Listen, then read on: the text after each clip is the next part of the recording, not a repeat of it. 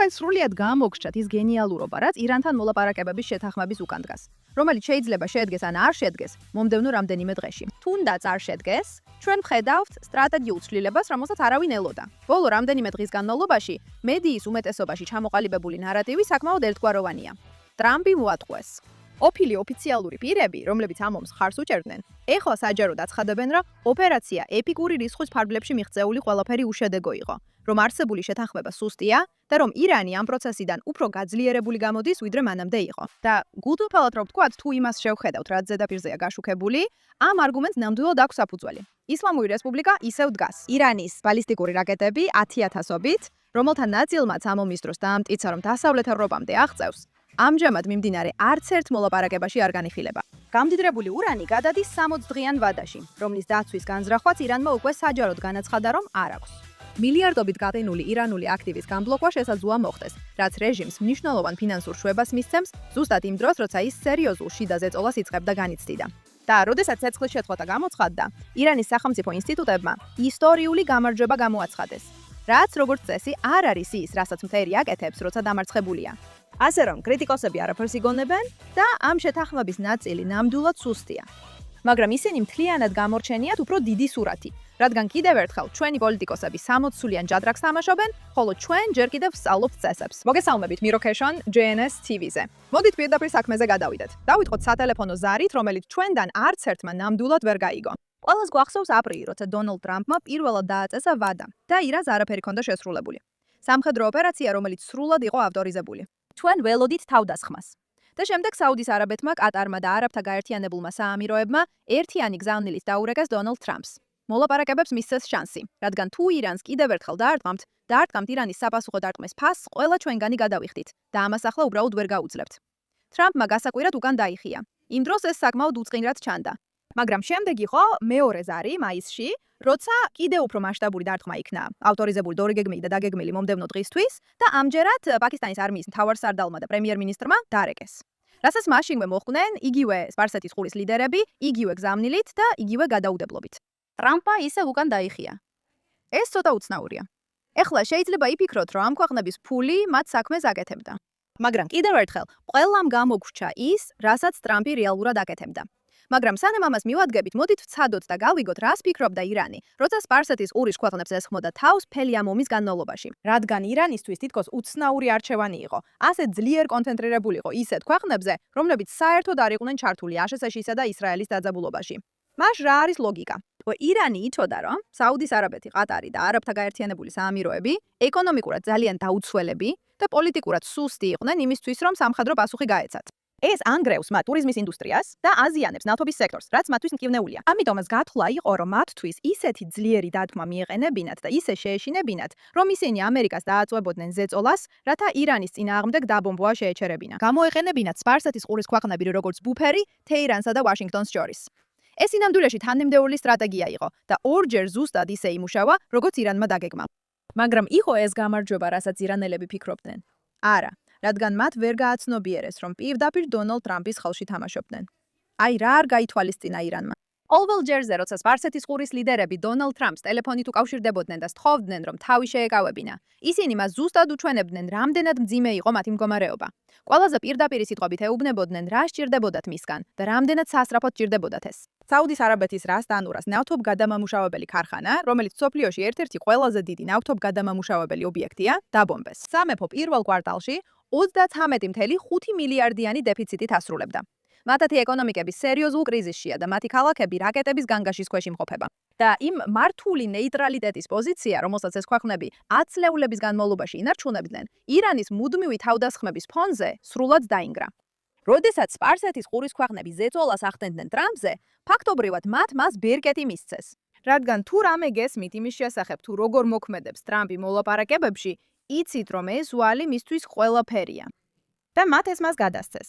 როდესაც კვირას 25 მაისს ტრამპმა Truth Social-ზე გამოაქვეყნა პოსტი, რომ ირანთან შეთანხმების ძირითადი ნაწილი უკვე შეთანხმებული იყო, ამ განცხადებაში იყო რაღაც ისეთი, რაც დასავლურმა მედიამ თითქმის სრულად ვერ აუხსნა თავის აუდიტორიას. არაფერს ვამბობ იმაზე, რომ ამ ეტაპზე ეს შეთანხმება დახურვისგან ძალიან შორსაა, რაც გასაკვირი არ არის, მაგრამ მისი დეტალები ბევრ ადამიანს აბნევს და აოცებს და მათი გაგება მართლაც მნიშვნელოვანია. მან სავალდებულოდ გამოაცხადა, რომ შეთანხმების ჩარჩოში ჩართული ნებისმიერი ქვეყანა და მე ვგულისხმობ საუდის არაბეთს, ყატარს, პაკისტანს, თურქეთს, ეგვიპტეს, იორდანიას და ბაჰრეინს, ერთდროულად უნდა შეუერთდეს აბრაამის შეთანხმებებს. ანუ ნორმალიზაციისა და მშვიდობის ჩარჩოს ისრაელსა და არაბულ სამყაროს შორის. ამას მალე სწორად ადიხსნით. და შემდეგ, რაც შეიძლება იყოს ბოლო 10 წლეულების ყველაზე თამამი დიპლომატიური განცხადება, მან თავად ირანსაც კი მოუწოდა შეუერთდეს. თქვა, რომ მისთვის პატივი იქნებოდა ირანი ყოფილიყო იმის ნაწილი, რასაც მან უპრეცედენტო მსოფლიო კოალიცია უწოდა. და სწორედ ამას მიაპყო ყველამ ყურადღება. როგორი შეშლილია ტრამპი კიდევ ერთხელ. ირანი აბრაამის შეთანხმებებში გულისხმობ ისლამური რესპუბლიკა, რომელიც 1979 წლიდან ისრაელის სიკვდილს ქადაგებს.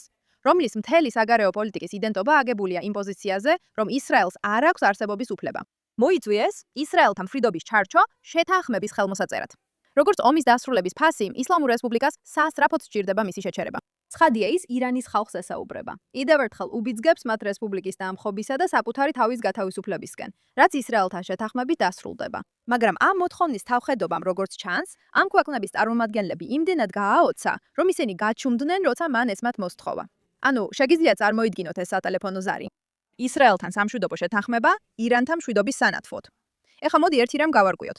თურქეთი ხელს არ აწერს და ირანი ისლამური რესპუბლიკის პირობებში ხელს არ აწერს. და ჩვენ ვფიქრობთ, რომ ტრამპმა ეს ძალიან კარგად იცის. მოლაპარაკების დასაწყისში აბსოლუტური მაქსიმუმის მოთხოვნა არის გზა, რომ საბოლოოდ მიღებული შედეგი გონივრულ კომპრომისად გამოიყურებოდეს და არა იმ უზარმაზარ ცვლილებად, რაც სინამდვილეშია. ის ამ ქვეყნებს არ უმიზნებს, არამედ საუდის არაბეთს, პაკისტანს და ალბათ კატარს.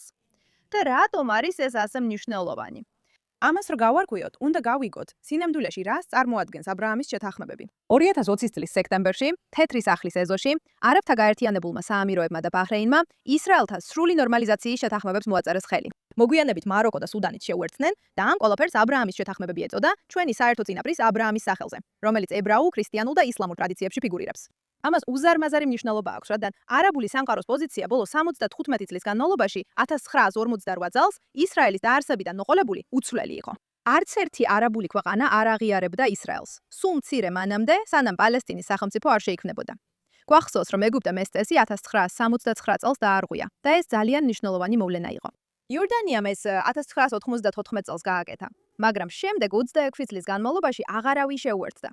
ეს თითქოს მიღებული ნორმა იყო. და შემდეგ აბრაამის შეთანხმებებმა მთლიანად დაანგრიეს ის ლოგიკა, რომელიც ამ პოზიციას ამყარებდა. რადგან ამ ქვეყნებმა საკუთარი მდგომარეობა გადააფასეს და გადაწყვიტეს, რომ მათი რეალური სტრატეგიული პრობლემა ისრაელი კი არა, ირანი იყო. და ისრაელი აღმოჩნდა ქვეყანა, რომელიც ყველაზე მეტად იყო მზად იმავე საფრთხეს დაპირისპირებოდა, რომლის შეკავებაც მათ ჩუმად ძალიან სურდათ. შემდეგ რაც მოხდა, იყო უზომოდ მნიშვნელოვანი. ისრაელსა და არაბთა გაერთიანებულ საამიროებს შორის ვაჭრობა პრაქტიკულად 0-დან 5 წელიწადში წლიურად 4 მილიარდ დოლარამდე გაიზარდა. 26 მილიარდიანი ბუნებრივი აირის შეთანხმება. ისრაელს, ეგვიპტეს და მათ ამერიკელ პარტნიორებს შორის რეალობად იქცა. შეთანხმების ქვეყნებს შორის კერძო ტექნოლოგიურ ინვესტიციებში 1 წელიწადში 411%-იანი ზრდა დაფიქსირდა. ხოლო ხელოვნურ ინტელექტში, კიბერუსაფრთხოებაში, სოფლის მეურნეობასა და თავდაცვაში ერთობლივი პროექტები ახალი ნორმა გახდა. ის ნაწილი, რომელიც ხშირად უგულებელყოფილია, ისაა, რომ არაბული სახელმწიფოები ხელმოწერით ისრაელს სამსახურს არ უწევდნენ. მათ სურდათ ისრაელის მიღწევებზე წვდომა, რადგან ისრაელი, რომელიც ნიუ-ჯერსის ზომისა, არ აქვს ნავთობი და დაარსების დღიდან მტრულად განწყობილი მეზობლებითაა გარშემორტყმული. როგორღაც გახდა ერთ-ერთი ყველაზე ტექნოლოგიურად განვითარებული ქვეყანა მსოფლიოში. ამ ქვეყნებმა გაიგეს, რომ ისრაელის მიმართ სიძულვილი არ იყო ის ფასი, რომლის გადახდაც ღირდა იმ ყველა სარგებელთან შედარებით, რაც მათ შეთანხმების ხელმოწერით შეეძლოთ მიეღოთ. განსაკუთრებით საუდის არაბეთისთვის, რომელიც ცდილობს ხედვა 2030 პროგრამით სრულიად ნავთობის შემდგომი ეკონომიკა შექმნას და 100 მილიარდ დოლარს დებს იმისთვის, რომ გლობალურ ტექნოლოგიურ ცენტრად იქცეს, ისრაელის ინოვაციებზე წვდომა მხოლოდ დიპლომატიური თავაზიანობა არ არის. ეს არის ის, რისგანაც ისინი 75 წლის განმავლობაში მოწყვეტილები იყვნენ და რაც მათ ნამდვილად ძალიან გულწრფელად სჭირდებათ. მაგრამ შეთანხმებების უფრო ღრმა მნიშვნელობა სინამდვილეში არასდროს იყო მხოლოდ ეკონომიკური. თავარი იყო ის, რას ნიშნავდა ეს ირანისთვის. ირანის გავლენა ახლო აღმოსავლეთში არასდროს იყო მხოლოდ სამხედრო შესაძლებლობებზე დრაფუძნებული, მიუხედავად იმისა, რომ ეს შესაძლებლობები რეალურია და სერიოზული. ყველაფრის საფუძველი, რასაც ირანი რეგიონში აკეთებს, უნარი, მოიზიდოს მხარდამჭერები, შეაგროვოს ფინანსები, დაარღვიოს მეზობელი ქვეყნების სტაბილურობა და წარმოაჩინოს თავი ლიდერად, რომელსაც ღირს მიხვდა. ეს ყველაფერი დაფუძნებულია პოლიტიკურ და რელიგიურ ნარატივზე, რომლის მიხედვითაც მუსლიმური სამყარო ერთიანია ისრაელის უარყოფაში, ხოლო ირანი ამ პოზიციის სამართლიანი დამცველია. და რომ ნებისმიერი არაბული მთავრობა, რომელიც ისრაელისკენ იხრება, ღალატობს ისლამურ საქმეს. ეს ამბავი, ეს მოგონილი ამბავი, სწორედ ისაა, რაც ირანს რეგიონულ გავლენას აძლევს. მას ახალ წევრებს აძლევს და შიდა გამართლებას აძლევს იმისთვის, რომ 10 წლეულების განმავლობაში საკუთარი ხალხის რესურსები უცხოურ კონფლიქტებში დახარჯოს, ქვეყნის ნაცვლად. მნიშვნელოვანი აღინიშნოს, რომ ეს შეხედულება ისლამში უნივერსალურად გაზიარებული არ არის. ისლამური სწავლულობის ფარგლებში არსებობს მნიშვნელოვანი მოსაზრებები, რომლებიც დიდი ხანია ამტკიცებენ, რომ ისრაელის არსებობისადმი მტრულად განწყობა უფრო პოლიტიკური კონსტრუქციაა, ვიდრე ნამდვილი რელიგიური მოთხოვნა. ამ მოსაზრებებს მეტი სანდოობა მიენიჭა მაშინ, როდესაც ნორმალიზაცია შესაძლებელი აღმოჩნდა და არაფერი კატასტროფული არ მოხდა. მაგრამ რაც უფრო ნორმალური ხდება ეს შეხედულება, მით უფრო კარგავს მნიშვნელობას ისლამური რესპუბლიკა. სწორედ ამიტომაც სცადა ირანმა ამის შეჩერება. 2023 წლის 7 ოქტომბრამდე საუდის არაბეთსა და ისრაელს შორის სამშვიდობო შეთანხმების ხელმოწერამდე, როგორც ამბობდნენ, მხოლოდ რამდენიმე კვირა რჩებოდა, უკვე არსებობდა შეთანხმების ჩარჩო და აქტიურად მუშაობდნენ ფარული არხები. იაჰია სინვარმა ეს საჯაროდ განაცხადა თავდასხმამდე 5 დღით ადრე, რომ საუდის არაბეთსა და ისრაელს შორის ნორმალიზაციის პროცესი მნიშვნელოვნად წინ მიდიოდა და სწორედ ეს იყო შესაჩერებელი. და შემდეგ ჰამასმა დაიწყო ის, რაც ჩვენ ყველა სამწუხაროდ უკვე კარგად ვიცით. 7 ოქტომბერი იყო გააზრებული ოპერაცია, რომელიც 2 წლის განმავლობაში იგეგმებოდა, როგორც ამას გვიჩვენებს ღაზაში გვირაბებიდან ამოღებული დოკუმენტები. ის სპეციალურად იყო შექმნილი, რათა შეეჩერებინა საუდის არაბეთსა და ისრაელს შორის შეთანხმებისკენ სწრაფვა. კვლავ წარმოეჩინა ისრაელი აგრესორად მუსლიმური სამყაროს თვალში და გაეხადა ნორმალიზაცია პოლიტიკურად შეუძლებელი ნებისმიერი მუსლიმი ლიდერისთვის, სანამ ღაზა იწვოდა. ჰამასის უკან იდგა ირანი, არა ამ კონკრეტული თავდასხმის უკან, არამედ ზოგადად. მისი კოორდინაცია, რესურსები და სტრატეგიული მიმართულება იქიდან მოდიოდა, რადგან მისი მიზანი იყო პალესტინის საკითხის ცოცხლად შენარჩუნება და ამით ნორმალიზაციის თავიდან აცილება. რადგან ნორმალიზაცია ამტკიცებს, რომ პალესტინის საკითხი აღარ არის მთავარი და ცენტრალური. საუდის არაბეთის მიერ აბრაამის შეთანხმებებზე ხელმოწერა ნიშნავდა ყველაფრის დასასრულის დასაწყისს, რაზეც ისლამური რესპუბლიკის არსებობაა დაფუძნებული. თუ ისლამის ყველაზე წმინდა ადგილების მცველი გადაწყვეტს, რომ ისრაელი აღარ უნდა იყოს მტერი, ირანი კარგავს იმ მიზეზს, რომელმაც 45 წლის განმავლობაში გაამართლა მისი რევოლუციური სახელმწიფო არსებობა და ლიდერობის პრეტენზიაც უბრალოდ ქრება. რადგან საუდის არაბეთი უზარმაზარი მნიშვნელობისაა არაბულ სამყაროში. ამიტომ ირანმა ჰამასი გამოიყენა, რომ 2023 წელს საუდის შეთანხმება შეეჩერებინა. შეთანხმება ჩაიშალა, ომი დაიწყო და გარკვეული პერიოდის განმავლობაში ჩანდა, რომ ირანმა სიტუაცია ეფექტურად მართა. თუმცა, როგორც დებოდნენ ისინი, ეხლა რომ მიიღონ მათთვის ასე სასიცოცხლოდ მნიშვნელოვანი შეთანხმება, ტრამპი ითხოვს საუდის შეთანხმებას, პლუს პაკისტანს, პლუს ატარს, პლუს მთელ მუსლიმურ სამყაროს, როგორც იმ ომის დასრულების ფასს, რომელიც მათ 7 ოქტომბერს დაიწყეს. ამაში ირონია მართლაც ძნელად გადამეტებადია. ანუ ეს ყველა შამათის შამათია. ეხლა რომ გავარკვიოთ, ირანი არ ყოფილა ის, ვინც ჰამას უბიძგა ამ ომის დაწყებისკენ. ეს ჰამასის საკუთარი გადაწყვეტილება იყო, მაგრამ ჰამასი ირანიდან ფინანსდებოდა და იდეოლოგიებიც ერთნაირია. მაშ, რატომ ირჩევენ კონკრეტულად საუდის არაბეთს, პაკისტანსა და ყატარს? საუდის არაბეთის მეფის ოფიციალური ტიტულია ორი წმინდა მეჩეთის მცველი, მექასა და მედინის დამცველი. და რელიგიური ავტორიტეტი, რომელიც 1.8 მილიარდ მუსლიმს მთელ მსოფლიოში აქვს, სრულიად განსხვავებულია ნებისმიერი სხვა პოლიტიკური პოზიციისგან ალბათ დედამიწაზე. გულისხმობ შეიძლება აპს შეადარო. საუდის არაბეთის მიერ ისრაელთან ნორმალიზაციის შეთანხმების ხელმოწერა უბრალოდ კიდევ ერთ ქვეყანას არ დაამატებდა დიპლომატიურ სიაში. ეს იქნებოდა განცხადება სუნით მუსლიმურ სამყაროში უმაღლესი რელიგიური ავტორიტეტისგან, რომ ისრაელთან კონფლიქტი დასრულებულია და რომ მუსლიმური სამყაროს მომავალი აღარ იქნება ამ ბრძოლის გაგრძელებაზე დაფუძნებული. და რომ მტკიცება თითქოს მთელი მუსლიმური სამყარო ირანის წინააღმდეგობის უკან დგას, უბრალოდ ამით აღარ იარსებებს. ფიქრობ ეს საკმაოდ მნიშვნელოვანია. აღარაფერს ვამბობ იმაზე, რომ ისინი ამბობენ, ჩვენ პალესტინური საქმისგან ხელი ავიღეთ, ეს ყველას დაგუღალა. პაკისტანს სრულიად განსხვავებული მნიშვნელობა აქვს, რადგან პაკისტანი არ არის არაბული ქვეყანა. მაგრამ ეს არის მუსლიმური ქვეყანა, 240 მილიონი მოსახლეობით, მეხუთე ყველაზე მრავალრიცხოვანი ერი დედამიწაზე და ერთადერთი ბირთვული სახელმწიფო, სადაც მოსახლეობის უმრავლესობა მუსლიმია. და მის პასპორტებზე 1948 წლიდან უწერია, არ ვრცელდება ისრაელში მოგზაურობაზე. 77 წლის განმავლობაში ერთი დღეც კი არ შეწყვეტილა ეს წარწერა. თუ პაკისტანი ხელს მოაწერს, ეს სიგნალი მიეწოდება ყველა მუსლიმური უმრავლესობის ქვეყანას დედამიწაზე, ინდონეზიიდან მალაიზიამდე, ბანგლადეშიდან დასავლეთ აფრიკამდე. არა მხოლოდ არაბულ ქვეყნებს და ნათლად იტყვის, რომ ის კონსენსუსი, რომელმაც ბოლო 67 წელი განსაზღვრა, დასრულებულია. და პაკისტანი ყოველთვის პირად საუბრებში ამბობდა, რომ მხოლოდ მაშინ განიხილავდა ამ ნაბიჯს, თუ საუდის არაბეთი პირველად გადადგამდა მას. რადგან საუდის არაბეთის მხარდაჭერა სხვა მუსლიმურ ქვეყნებს აძლევს პოლიტიკურ და რელიგიურ საფუძველს, მიყვნენ მის მაგალითს, რაც ნიშნავს, რომ საუდის არაბეთის ხელმოწერა მხოლოდ საუდის არაბეთს არ მოიცავს. ეს პოტენციურად გაათავისუფლებს ყველა დანარჩენს, ვინც ამ სიგნალს ელოდა. ყატარი ყველაზე რთულია გასაანალიზებლად, თუ ამ რეგიონს გარკვეული დროა აკვირდებით. რადგან ყატარი არა მხოლოდ წლების განმავლობაში მასპინძლობდა ჰამასის პოლიტიკურ ლიდერობას, არამედ აფინანსებდა პალესტინურ ჯგუფებს და მათი შეღწევას დასავლეთში. და ყატარის მთელი რეგიონული იდენტობა დაფუძნებულია ყველასთან ურთიერთობების შენარჩუნებაზე და მუდმივი მხარის არჩევნისგან თავის შეკავებაზე. თუმცა კულისებში ძალიან საშიშ იდეოლოგიას ავითარებს. თუ ყატარი აბრაამის შეთანხმებებს მოაწერს ხელს, ქვეყანა, რომელმაც ჰამასს თავშესაფარი მისცა, ოფიციალურად ისრაელთან ურთიერთობების ნორმალიზების ჩარჩოში შევა. პირადად მე ვფიქრობ, რომ ყატარი ისრაელის წერი სახელმწიფოა და ასე უნდა გამოცხადდეს. მაგრამ ეს ისეთი უცნაური ცვლილება იქნებოდა არა მხოლოდ ისრაელისთვის, არამედ მთელი დასავლეთისთვის. განაცხადებს ყატარი საჯაროდ, რომ სტრატეგიას ცვლის. მაინტერესებს ამის ნახვა, მაგრამ რატო უნდა მოაწეროს ხელი რომელიმე ამ ქვეყანა? პატიოსანი კითხვა ისაა, რატო უნდა განიხილონ ამ ქვეყნებმა ეს, ახლა როცა 10 წლეულები არ გაუკეთებიათ? და პასუხი არც ამერიკული დიპლომატიური ზეწოლაა და არც ის, რომ მათ ისრაელზე პოზიცია შეუცვლიათ. პასუხი ისაა, რაც ირანმა ამ ქვეყნებს ომის დროს გაუკეთა. კიდევ ერთხელ, ირონია. 10 წლეულების განმავლობაში ისრაელის წინააღმდეგ დგომა ამ მთავრობებისთვის რეალურად არაფერს ღირდა. ეს მათთვის რელიგიურ და პოლიტიკურ კეთილგანწყობას იწვევდა. ეს ირანს უშუალოდ მათზე თავდასხმისგან აჩერებდა. მათგან რეალურად არაფრის გაკეთება ან ვინმესთან ბრძოლა არასდროს მოითხოვებოდა. პალესტინა იყო თემა, რომელსაც ისინი სიტყვით გამოსვლებში მხარს უჭერდნენ, ისე რომ ეს მათ ცხოვრებას ან ეკონომიკას არსებითად არ ეხებოდა. მაგრამ ირანმა მაინც შეუტია მათ.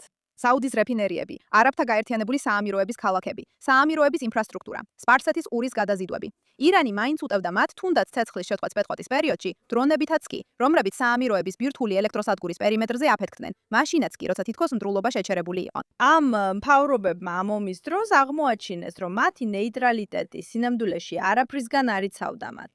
ამიტომ ეხლა ისინი აღარ კითხულობენ, როგორ აირიდონ მხარის დაჭერა. ისინი კითხულობენ, როგორ უზრუნველყონ, რომ აღარასოდეს აღმოჩნდნენ ასეთ მდგომარეობაში. და ამ კითხვაზე პრაქტიკული პასუხი გულისხმობს უსაფრთხოების იმ არქიტექტურასთან ფორმალურ მიერთებას, რომელიც ყველაზე უკეთ არის შექმნილი ირანის შესაკავებლად. ამ შეთანხმებებში არ არსებობს ვალდებულება იბრძოლონ ისრაელის ომში. არც არაფერი, რაც ნატოს სტილის ვალდებულებას გავს. მაგრამ როდესაც ირანმა 2024 წლის აპრილში ისრაელისკენ 300 დრონი და რაკეტა გაუშვა, საუდის არაბეთმა და არაბთა გაერთიანებულმა საამიროებმა ჩუმად გაუზიარეს რადარის თვალთვალის მონაცემები. და დაეხმარნენ ირანული რაკეტების ჩამოგდებაში, ამას აკეთებდნენ როგორც ფარულად, ისე საჯაროდ. ხოლო მეორე დილით უარყვეს ეს ფაქტი. რადგან ირანული რაკეტები, რომლებიც ისრაელისკენ მიემართება, საუდის არაბეთის საჰაერო სივრცეზე გადიან და მათი ჩამოგდება იგივე თავდაცვითი ოპერაციაა, მიუხედავად იმისა, რომელ ქვეყანაზეა ისინი მიმართული. გეოგრაფია ამ პრობლემას ერთ მთლიან პრობლემად აქცევს და ლემად აქცევს და არა ორ ცალკე საკითხად. და ისრაელმა გაერთიანებულ არაბთა საამიროებს ამ ბოლო ირანის ომის დროს დახმარება გაუწია, დაიცვა ისინი და მიაწოდა ტექნოლოგია დრონებისგან თავდაცვისთვის. ჩვენ ერთად მუშაობთ. გააფორმეთ ეს საერთო სამხედრო სარდლობის ინტეგრაციით, ერთობლივი სარაკეტო თავდაცვის სისტემებით, სადაზვერვო ქსელებით და კიბერუსაფრთხოების თანამშრომლობით. და რაც იქნება, არის ქვეყნების კოალიცია, რომელიც გაერთიანებულია საერთო სტრატეგიული ინტერესით, რომ ირანს არ მისცეს რეგიონული დომინირების შესაძლებლობა. და ეს კოალიცია, სადაც საუდის არაბეთის რელიგიური ავტორიტეტი, პაკისტანის ბირთვული სტატუსი და სპარსეთის ყურის ქვეყნების ეკონომიკური წონა, ისრაელის სამხედრო და ტექნოლოგიურ შესაძლებლობებთან ერთად, ქმნის შემაკავებელ კონფიგურაციას, რომელიც არსებითად განსხვავდება ყველაფრისგან, რასაც ირანი აქამდე რეალურად შეჯახებია. ისრაელთან დაპირისპირება მაშინ, როცა ამერიკულ ალიანსს თავისი რთული პოლიტიკური განზომილებები აქვს, ეთგვარი გათვლაა. ამ მთელი ქვეყნების ჯგუფთან დაპირისპირება კოალიციასთან, რომელიც გაერთიანებულია საერთო გაგებით თუ რა არის ირანის სინამდვილეში და რა სურს მას, სრულიად განსხვავებული გათვლაა. და ამ შემთხვევაში მოკავშირედ ყოფნასა და აშშ-ს მოკავშირეობას შორის განსხვავება უზარმაზარია. მაგრამ ამას მალე დაუბრუნდებით. მაგრამ ამ ყველაფრის ქვემოთ დევს ინდოეთი, შუა აღმოსავლეთი ევროპის ეკონომიკური დერეფანი, IMEC, ინფრასტრუქტურისა და სავაჭრო მარშრუტის პროექტი, რომელიც ინდოეთს აერთებს ევროპასთან არაბთა გაერთიანებული საამიროების, საუდის არაბეთის, იორდანიისა და ისრაელის გავლით. ის შექმნილია ჩინეთის სარტყლისა და გზის ინიციატივასთან კონკურენციისთვის. და ირანის გვერდისავლით მარშრუტის დაგეგმა მხოლოდ გაფართოებული ნორმალიზაციის ფარგლებში ხდება შესაძლებელი. ეს ნიშნავს, რომ ეკონომიკური არქიტექტურა და უსაფრთხოების არქიტექტურა ერთიანად შენდება და არა ორ ნაწილად. რადგან ირანის კონტროლი ჰორმუზის სრუტეზე არის პრობლემა, რომლის გადაჭრა ყველას ესმის, რომ აუცილებელია. მაგრამ ასეთი ტიპის სამშვიდობო შეთანხმებამ შეიძლება ეს პრობლემაც გადაჭრას. ამიტომ შეთანხმება კარგი იქნება თუ არა ისრაელისთვის, ეს არის კითხვა, რომელზეც პასუხის გაცემა ნამდვილად გვჭირდება, რადგან ეს ასე მარტივად არ არის. მოკლევადიან პერსპექტივაში, ეს შეთანხმება ისრაელისთვის ასე კარგი არ არის. მარტივად რო ვთქვათ, ისლამური რესპუბლიკის არსებობა ნიშნავს, რომ ისრაელი საფრთხეშია. ისრაელი სურდა, რომ ისლამური რესპუბლიკა ხელისუფლებიდან ჩამოეშორებინათ. და ამ ომში გამოყენებული იყო მნიშვნელოვანი ამერიკული სამხედრო შესაძლებლობები, რომლებიც ისრაელს თავად არ გააჩნია. და რეჟიმი ისევ იქა თავისი ბალისტიკური რაკეტებით, ხელუხლებლად და მნიშვნელოვანი ფინანსური შეღავათით შეიძლება მიიღოს. და არა, ისრაელი არ აკონტროლებს ამერიკის საგარეო პოლიტიკას. ეს იყო ტრამპის გადაწყვეტილება, რომელიც ამერიკული ეკონომიკური და პოლიტიკური გათვლებით იქნა მიღებული და ისრაელი ამ ურთიერთობაში უმცროსი პარტნიორია. რაც ამ მომენტმა ძალიან ნათლად აჩვენა. ეხლა ნეთანიაჰუს მოუწევს აუხსნას ისრაელის საზოგადოებას, რომელმაც მხარი დაუჭირა ამ ომს და კიდევ უფრო შორს წასვლა სურდა, რატომ შეიძლება დასრულდეს ყველაფერი ასე, რაც არ არის კომფორტული მდგომარეობა იმ ადამიანისთვის, რომელმაც თავისი მთელი პოლიტიკური იდენტობა ისრაელის უსაფრთხოების დაცვაზე ააგო. მაგრამ და ამას განსაკუთრებით ვამბობ, გრძელვადიანი პერსპექტივა ნამდვილად განსხვავებულია და ეს მოითხოვს იმის მიღებას, რაზეც ბევრ ადამიანს რთულად შეუძლია შეეგუოს. ისრაელელებს ეს ჰამასთან მიმართებაში ღაზაში უკვე მოუწიათ და ახლა შეიძლება იგივე ირანთანაც მოუწიოთ. ისლამური რესპუბლიკა არის რევოლუციური იდეოლოგია, რომელიც მთელ სახელმწიფო აპარატშია გამჯდარი. ირანის რევოლუციურ გვარდიაში, საგანმანათლებლო სისტემებში და სახელმწიფოს რელიგიურ სტრუქტურებში. და 45 წლიანი ამერიკული ზეწოლა, სანქციებით, მკვლელობებით, კიბერშეტევებითა და სამხედრო მოქმედებებით არ დასრულებულა. 6 კვირიანმა დაბომბვებმა ეს არ დაასრულა. შეგიძლიათ გაანადგუროთ ბირთვული ობიექტები და ები და ისინი ისევ აღადგენენ მათ. შეგიძლიათ მოიშოროთ ცალკეული ლიდერები და ახალიები გამოჩნდებიან. ყველა ადმინისტრაციამ, რომელმაც სცადა ისლამურ რესპუბლიკასთან გამკლავება, საბოლოოდ ისევ ისტორიას დაუბრუნა ის. კვალ მღარად მდგომი. რაღაც მომენტში ეს აღარ არის სიურპრიზი და უბრალოდ ხდება მნიშვნელოვანი ინფორმაცია იმ რეალობის შესახებ, რომელიც უნდა მივიღოთ. საკითხი ის ხდება, რას აკეთებ იმ საფრთხის მიმართ, რომელსაც ფიზიკურად ვერ გააქრობ, რადგან ის იდეოლოგიურია. და პასუხი, რომელსაც დონალდ ტრამპი როგორც ჩანს ცდილობს, არის რეგიონული ვითარების შექმნა, სადაც ირანი სტრატეგიულად იზოლირებული იქნებული იქნება, ისე როგორც არასდროს ყოფილა. სადაც მექას მცველი და მსოფლიოს ერთადერთი მუსლიმური ბირთვული ძალა ოფიციალურად მშვიდობაშია ისრაელთან, სადაც ქვეყნების კოალიცია, რომელსაც საკუთარი მიზეზები აქვს ირანის შეკავებისთვის, მისი რეგიონული ამბიციების წინააღმდეგ ერთიანდება და სადაც პოლიტიკური ნარატივი ასეთია, თითქოს მთელი მუსლიმური მსოფლიო ამ ყველაფერს უჭერს მხარს. ირანის წინააღმდეგობას აღარ დარჩა აუდიტორია, რადგან მუსლიმური სამყაროს ყველაზე ავტორიტეტული ხმები სრულიად საპირისპირო მიმართულებით წავიდნენ. ესეთი კოალიცია, რომელიც საერთო სტრატეგიულ ინტერესზე და ძალიან ღრმა გაგებაზეა აგებული თუ რას უპირისპირდებიან ისინი, ამერიკული ზეწოლის ნაცვლად, საკუთარი შემაკავებელი მექანიზმებით, წონითა და რეგიონული ლეგიტიმურობით, გრძელვადიან დაზღვევას უზრუნველყოფს ირანის შესაძლო აღზევების წინააღმდეგ. ეს არ არის დამოკიდებული კონკრეტულ ამერიკის პრეზიდენტზე, რაც ამ ნაბიჯის დამატებითი გენიალურობაა. ახლო აღმოსავლეთი თავისი უსაფრთხოებისთვის თავად ახლო აღმოსავლეთზე იქნება დამოკიდებული, არა აშშ-ზე, რომელმაც დაამტკიცა, რომ ზოგჯერ ძალიან არასტაბილურია, არა მხოლოდ ტრამპის დროს. ტრამპი მთელი ამ დროის განმავლობაში გრძელვადიან პერსპექტივაზე ფიქრობდა და მომავალში იყურებოდა. ხედავდა, საით უბერავდა ამერიკული აზრის ქარი. და გადაწყვიტა, რომ საჭიროა რაღაც უფრო კონკრეტული, ვიდრე უბრალოდ ამერიკის მხარდაჭერა ისრაელისთვის. როდესაც ისრაელი აგრძელებს თავისი სამხედრო დამოუკიდებლობის განვითარებას შეერთებული შტატებისგან, ეს მას აძლევს მეტ თავისუფლებას, რომ იმოქმედოს საკუთარი საფრთხეების სისჩაფასების საფუძველზე. ორის ქვეყნები, რომლებიც იზიარებენ ისრაელის შეხედულებას იმის შესახებ, თუ რას წარმოადგენს ირანის სინამდვილეში, შეიძლება აღმოჩნდნენ უფრო მეტად შეთანხმებულნი ამ შესაძლებლობასთან, ვიდრე წინააღმდეგნი. და რაც მთავარია, ირანის მომავალი მხოლოდ იმაზე არ არის დამოკიდებული, თუ რამდენად ესმის ამერიკას ეს საფრთხე. არამედ იმ ადამიანებზე, ვინც ნამდვილად იცის, რომ ეს ასე-ასეა. აი რა ხდის ამ მომენტს ნამდვილად მნიშვნელოვანს, როცა მთლიან სურათს ვუყურებთ, თუ როგორ ჩამოყალიბდა ყველაფერი. 2023 წელს ირანმა ჰამასი გამოიყენა, რათა გაენადგურებინა საუდის არაბეთსა და ისრაელს შორის სამშვიდობო შეთანხმება, რომელიც ხელმოწერამდე სულ რამდენიმე კვირა აშორებდა და დაიწყო ებრაელების ყველაზე მძიმე მასაკრი ჰოლოკოსტის შემდეგ, სპეციალურად იმისთვის, რომ შეეჩერებინა არაბულ-ისრაელური ნორმალიზაცია და შეენარჩუნებინა თავისი პოზიცია, როგორც მუსლიმური წინააღმდეგობის ლიდერს. ეს გამოუვიდა, შეთანხმება აღარ არსებობდა. შემდეგ ომი დაიწყო და ირანმა დრო მოიგო. მაგრამ ომი, რომელიც მე-7 ოქტომბერმა გამოიწვია, ეხლა გამოიყენება როგორც ბერკეტი, რომ მოითხოვონ რაღაც ბევრად უფრო დიდი, ვიდრე ის შეთანხმება, რომლის შეჩერებისთვისაც სინვარმა სიცოცხლე გასწირა. მაშინ, როცა ყურადღება გამახვილებული იყო იმაზე, თუ ტრამპი გადაუსწრეს თუ არა ზავის დეტალებში, კიდევ ერთხელ ზავი, რომელიც ალბათ ზედმეტი იქნება, უფრო გრძელვადიანი გათვლა ყალიბდებოდა.